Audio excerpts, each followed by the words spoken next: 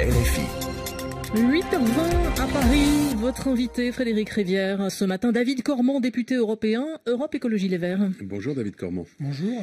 Le détournement d'un avion de ligne dimanche par la Biélorussie pour arrêter un opposant qui se trouvait à bord de l'appareil a sidéré toute l'Europe et même le monde.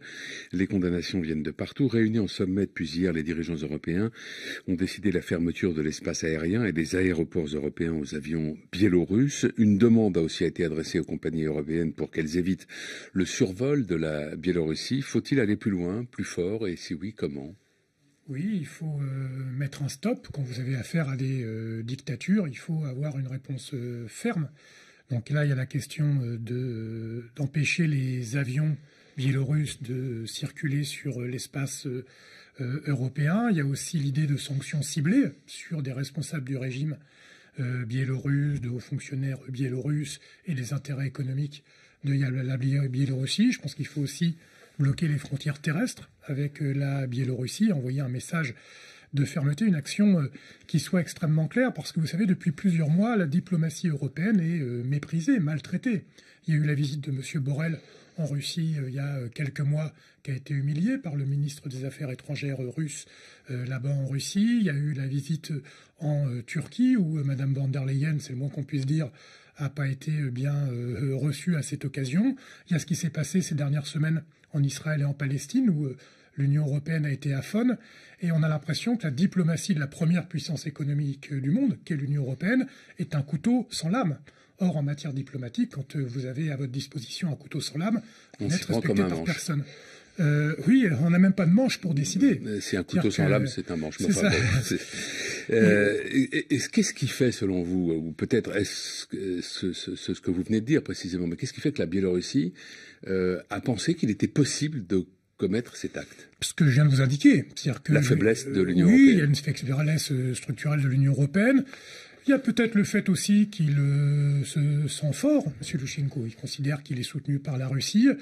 Il voit, je l'ai dit, en face de ça, que nous, on a l'air plutôt faible, donc il teste. Et là, il teste avec un acte de piraterie d'une extrême gravité. Détourner un avion de ligne européen qui reliait deux capitales de l'Union européenne, c'est quasiment un acte de guerre. Même s'il n'y a pas eu de mort, c'est une intervention avec un avion de guerre qui est extrêmement belliqueuse.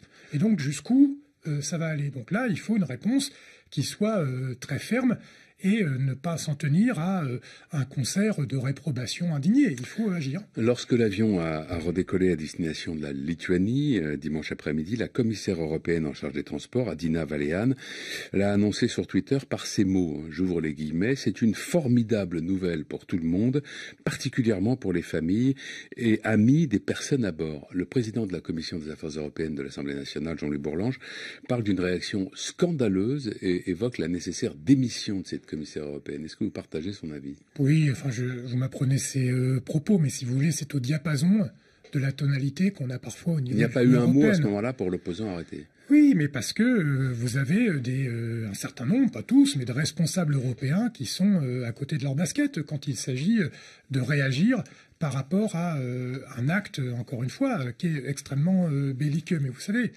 parfois l'Union européenne et certains de ses responsables sont pris dans cette espèce de grande machine technocratique et ils ne voient même plus le réel. Ils ne sont plus en phase avec le réel et parfois avec la gravité des faits. Mais il y a d'autres exemples. Vous savez, ce qui se passe avec les migrants. Là, vous avez vu qu'hier, à Lesbos, il y a un camp, une nouvelle fois, qui a pris feu où l'Union européenne est complètement, là encore, passive. Elle est même pire que passive par rapport à ce qui se joue à la Méditerranée. C'est-à-dire que l'aspect humain, mais l'aspect aussi politique au sens noble du terme, est complètement mis de côté.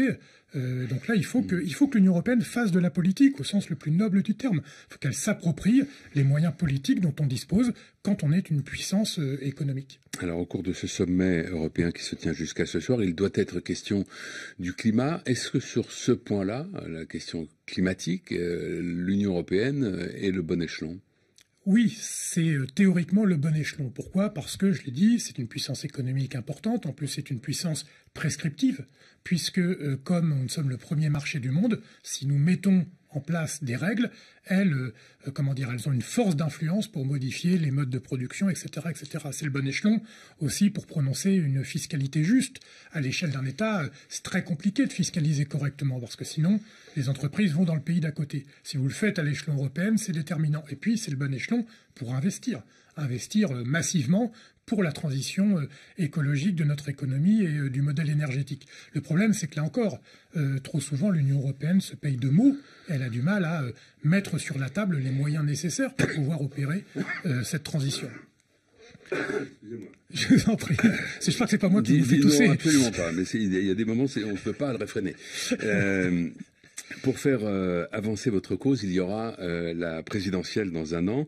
Et à ce propos, voici ce que dit Daniel Cohn-Bendit, qui lui avait fait avancer Europe Écologie Les Verts, c'était en 2009, je crois, aux européennes. Voilà ce qu'il dit. Il est assez incroyable qu'il n'ait pas encore accepté, il parle d'Europe Écologie Les Verts, que Yannick Jadot soit leur candidat pour la prochaine élection présidentielle. Au lieu de ça, ils organisent des primaires qui n'ont aucun sens. Est-ce que Daniel Cohn-Bendit fait une analyse pertinente? D'abord, c'est bien que vous vous intéressiez à ce que dit Daniel Cohn-Bendit. Je pense que vous êtes une des seules personnes à le faire. Je le dis pour taquiner. Non, vous dites que Daniel Cohn-Bendit a fait avancer l'écologie. C'est vrai, mais c'était il y a longtemps. Depuis, il a contribué plutôt à la faire reculer.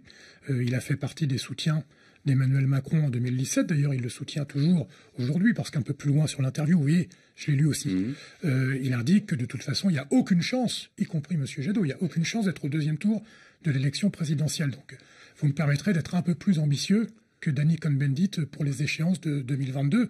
J'entends ses conseils et ses analyses. Je m'en remets à ceux et celles qui aujourd'hui font avancer l'écologie. Il n'en fait plus partie. Mais nous essayons de continuer à faire avancer cette juste cause. Pour lui, la seule utilité de la primaire, ce serait de permettre aux adversaires de Yannick Jadot de montrer qu'il n'est pas suffisamment de gauche. Mais vous savez, ça, c'était les Verts, j'ai envie de vous dire, à l'époque de Dany, il y a 10 ans. Il est resté bloqué. Oui, je pense qu'il est resté bloqué il y a un peu longtemps. Ça arrive pour des personnes, quand elles font la politique depuis un peu trop longtemps, elles s'y perdent un petit peu. Aujourd'hui, Europe Écologie Les Verts est un parti qui est apte au pouvoir. Il l'a montré avec le résultat des européennes. Il l'a surtout montré au municipal et nous allons le démontrer au régional dans quelques semaines.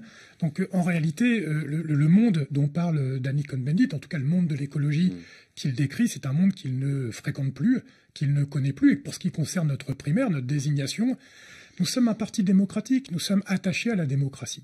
Et donc c'est logique qu'il y a plusieurs candidatures, qu'elles soient départagées par le vote de celles et ceux qui s'intéressent à la candidature écologiste. Donc j'invite toutes celles et tous ceux que ça intéresse et qui nous écoutent de s'inscrire pour ces primaires de l'écologie, pour qu'elles puissent choisir librement la personne qui représentera l'écologie en 2022. Merci David Cormand, bonne journée. Merci, bonne journée.